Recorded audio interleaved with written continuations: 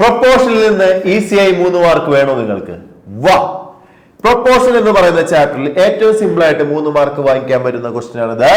ഇവിടെ ഒരു സ്ക്വയറിന്റെ സൈഡും അതിന്റെ പെരിമീറ്ററും പ്രൊപ്പോർഷൻ ആണോ എങ്കിൽ അവിടുത്തെ പ്രൊപ്പോർഷണാലിറ്റി കോൺസ്റ്റന്റ് എത്ര കിട്ടുന്നു? നിങ്ങൾക്ക് 3 മാർക്ക്. ഓക്കെ, പെരിമീറ്റർ ഇക്വേഷൻ നിങ്ങൾക്കറിയാം. ഒരു സ്ക്വയറിന്റെ സൈഡ് എ ആണെങ്കിൽ പെരിമീറ്റർ ഈക്വൽ ടു 4a. ഇതിൽ നിന്ന് തന്നെ നിങ്ങൾക്ക് കിട്ടും എന്താണ് പ്രൊപ്പോർഷൻ എന്ന്. ഓക്കെ, ഇപ്പൊ സൈഡ് ഞാൻ 1 കൊടുത്താൽ പെരിമീറ്റർ എന്താ? 4 × 1 = 4. സൈഡ് ഞാൻ ഡബിൾ ആക്കി 2 ആക്കിയപ്പോൾ പെരിമീറ്റർ 4 എന്നുള്ള ഡബിൾ ആയില്ലേ? 8 ആയി മാറി. സൈഡ് ഞാൻ 1ന്റെ 3 മടങ്ങാക്കി വർദ്ധിപ്പിച്ചപ്പോൾ പെരിമീറ്റർ 4ന്റെ 3 മടങ്ങായിട്ട് വർദ്ധിച്ചു, 12 ആയി.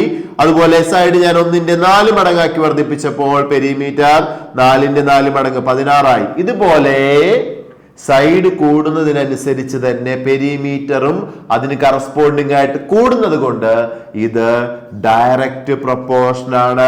അവിടുത്തെ പ്രൊപ്പോർഷണാലിറ്റി കോൺസ്റ്റന്റ് എന്ന് പറയുന്നത് എല്ലായിടത്തും ഫിക്സഡ് ആയി കിടക്കുന്ന നമ്പർ 4 ആയതുകൊണ്ട് നമ്മുടെ ഇക്വേഷനിൽ തന്നെയുണ്ട് 4 ആയതുകൊണ്ട് പ്രൊപ്പോർഷണാലിറ്റി കോൺസ്റ്റന്റ് ഈക്വൽ ടു ആനുപാതിക സ്ഥിരാങ്കം ഈക്വൽ ടു 4. ഇത്രയും എഴുതിയാൽ നിങ്ങൾക്ക് കിട്ടുന്നു 1, 2, 3 മാർക്ക്.